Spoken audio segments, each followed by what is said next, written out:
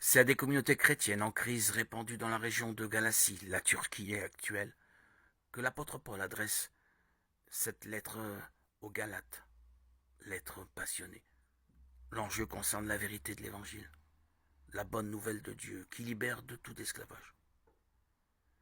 Paul était arrivé en Galatie dans les années 40, reçu et soigné par les Galates avec générosité 13-14.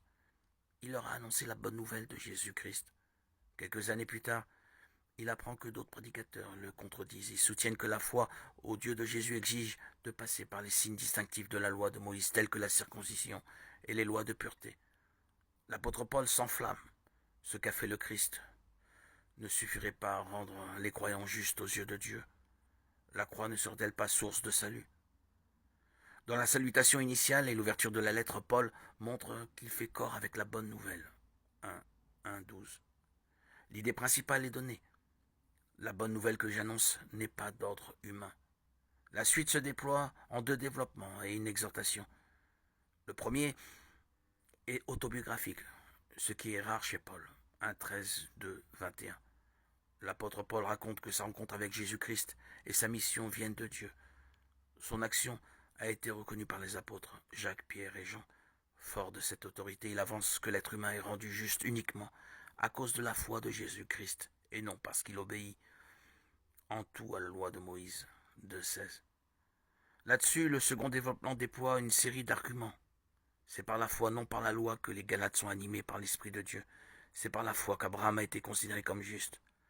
L'Esprit est la seule marque distincte des descendants d'Abraham, qu'ils soient juifs ou non, citoyens libres ou esclaves, hommes ou femmes.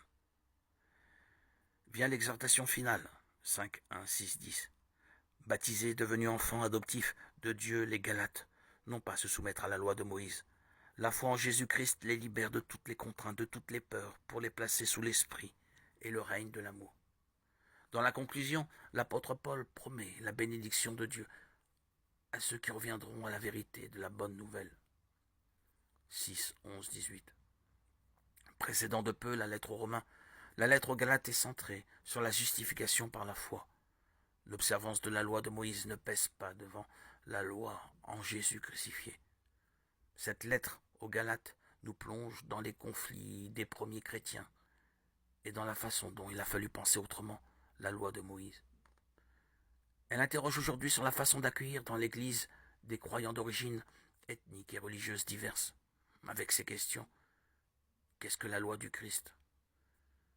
Qu'est-ce que la liberté chrétienne?